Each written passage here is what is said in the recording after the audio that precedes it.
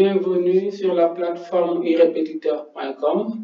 Aujourd'hui, nous allons aborder la structure du tissu nerveux à la suite des deux premières leçons que nous avons faites sur l'organisation de l'encéphale et l'organisation de la moelle épinière. Ces deux centres nerveux sont constitués de tissu nerveux. Quand on parle de tissu nerveux, il s'agit en fait de l'ensemble des cellules qui constituent le système nerveux. Alors, pour plan du cours, nous ferons une introduction suivie maintenant de l'étude d'un centre nerveux. Alors, vous savez comme moi que la moelle épinière est constituée de tissu nerveux, l'encéphale est également constitué de tissu nerveux, donc c'est inutile d'étudier et la moelle épinière et l'encéphale. Nous allons juste prendre un des deux pour étudier la structure du tissu nerveux et par exemple nous prendrons la moelle épinière. Ensuite nous allons étudier également l'organisation d'un nerf vu au microscope pour voir quels sont les éléments qui constituent le nerf. Et en dernière partie, nous allons aborder la notion de neurone. Alors, en introduction, nous voyons que l'encéphale et la moelle épinière et les nerfs forment ce qu'on appelle le tissu nerveux. Quand on parle de tissu nerveux, il s'agit de l'encéphale, de la moelle épinière et des nerfs. Ok, et ce tissu n'est rien d'autre qu'un enchevêtrement dense de plusieurs cellules. En fait, c'est l'association de plusieurs cellules qui donne le tissu. Et donc, on distingue pour ce qui concerne le tissu nerveux des cellules nerveuses qui sont les neurones et également des cellules gliales. En effet, le tissu nerveux est constitué de deux types de cellules, les cellules gliales et les neurones. Maintenant, les neurones sont les cellules qui remplissent la fonction nerveuse du tissu nerveux et les cellules gliales, maintenant, vont jouer un rôle de protection, un rôle de soutien et un rôle alimentaire. Alors, lorsque l'on observe la moelle épinière, on voit qu'elle est composée de deux parties. Et je pense qu'on en a parlé la dernière fois dans la structure de l'encéphale et dans la structure de la moelle épinière, qu'elle est constituée de ce qu'on appelle la dualité structurale. Une partie qui est grise et une partie qui est blanche. Alors, c'est ce que nous voyons ici. Et dans la partie grise elle-même, observée avec une coloration bien déterminée, on voit des structures polyédriques. Polyédriques, c'est-à-dire qui ont beaucoup de côtés, en forme étoilée. Pour une autre coloration également, ça donne cet aspect-là. On a des granulations que l'on observe à l'intérieur. Alors, en effet, au niveau de la moelle grise que nous venons d'observer tout à l'heure, on voit que cette substance grise est constituée de corps cellulaires. C'est les corps cellulaires qui ont cette structure polyédrique en forme étoilée. Et la partie blanche, là nous avons ce qu'on appelle les axones, ou qu'on appelle aussi les cylindраx. Alors, lorsque nous observons également la moelle épinière toujours, mais au niveau des cylindres, on voit la moelle épinière au niveau de la partie blanche qu'on a des tubes, au niveau de ces tubes, le centre de l'axone avec une tache noire et à côté c'est blanche. Et en fait, cette structure de couleur blanche, c'est ce qu'on appelle la myéline. Et c'est cette myéline qui donne la partie blanche sa couleur blanche et c'est la densité des structures polyédriques qui donne la partie grise sa couleur grise. Ce que l'on doit retenir dans cette partie, c'est que cette dualité structurale n'est rien d'autre qu'au niveau de la matière grise, on a les têtes des neurones se retrouvent de ce côté-là, et au niveau de la partie blanche, on a les axones qui se trouvent là-bas, et les axones sont recouverts de gaines de myéline de couleur blanche, et donc cette partie est blanche. Alors, quand on étudie maintenant le nerf, on voit que le nerf est un cordon cylindrique blanchâtre formé de fibres nerveuses. Pour donner une image, si on prend le nerf, on va avoir trois structures. On va avoir le nerf en tant que tel. Et si on ouvre le nerf, on va voir que dans le nerf, il existe des lots de fibres. OK? Et la fibre elle-même, OK, est un élément à part. Donc, on peut parler que le nerf est constitué de trois étages. Et ces trois étages-là, ça, c'est des fibres que nous voyons ici. Mais ces fibres, ça, c'est un nerf qui est dilacéré, c'est-à-dire on l'a enlevé pour voir les différentes structures, OK, et observer au microscope électronique à balayage. Et là, c'est les fils que vous avez ici, que l'on peut comparer à ce que l'on voit au niveau des fils de courant, où on a surtout les fils téléphoniques, là où on a un lot de fils, okay, qui peuvent être entourés par un truc pour dire que ça a rempli une fonction bien déterminée. Alors, si on observe un nerf qui est là, ce que je vous disais, les trois étages. Le premier, OK, ici, est le nerf en tant que tel. OK, le nerf qui est là, qui est entouré d'un tissu conjonctif qu'on appelle l'épinère.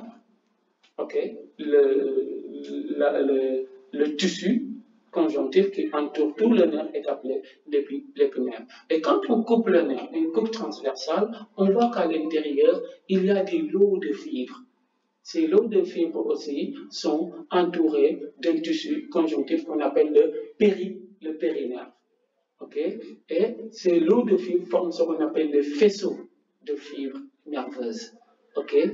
Et à l'intérieur des faisceaux de fibres, on a ce qu'on appelle les fibres nerveuses qui peuvent être recouvertes de gaines de myéline qui donnent la couleur blanche dont on parlait tout à l'heure, ou qui peuvent ne pas être également entourées de gaines de myéline. Et là, on parlera de fibres amyélinisées. Lorsque c'est recouvert de gaines de myéline, c'est une fibre myélinisée. Lorsque ça n'a pas de gaines de myéline, c'est une fibre amyélinisée.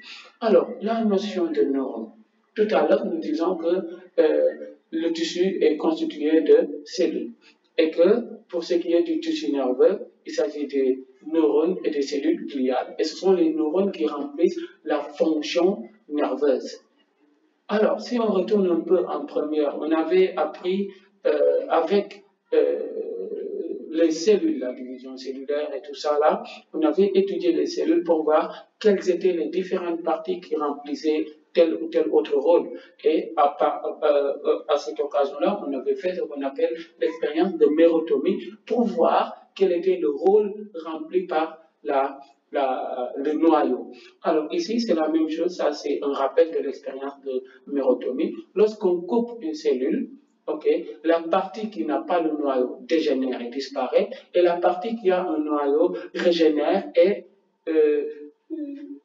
remplace la partie qui était sectionnée. Ça veut dire que le noyau a la capacité de synthétiser des protéines et les éléments nécessaires à la croissance de la cellule. Et la partie qui n'a pas le noyau ne peut pas, donc le noyau joue un rôle essentiel dans la vie de la cellule. Alors, pour le neurone, on va faire la même chose. Le neurone étant cette structure que nous voyons sur cette image, okay, on coupe au milieu, on voit que une partie qui se trouve derrière, qui n'est pas liée à la structure étoilée, dégénère et disparaît. Et la partie qui est liée à la structure étoilée régénère et remplace. Ça veut dire que si le neurone est une cellule, comme nous l'avons dit tout à l'heure, et que le noyau, avec l'expérience de mérotomie, est capable de synthétiser les parties sectionnées, donc le noyau du neurone se trouve dans la partie étoilée.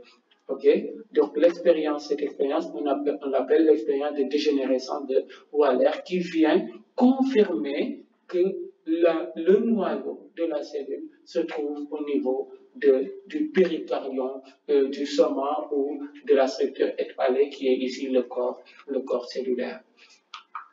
Alors, en conclusion de ces expériences, il faut retenir que le noyau permet la synthèse des protéines qui produit ou remplace la partie manquante. De cette expérience, on déduit de l'expérience de Waller que le bout périphérique n'est pas en contact avec le noyau. Okay? En effet, les noyaux des fibres nerveuses sont contenus dans la substance grise Et c'est grâce à la présence de ces noyaux que la substance grise est grise, et l'autre partie qui n'a pas de noyau est blanche, parce que voilà.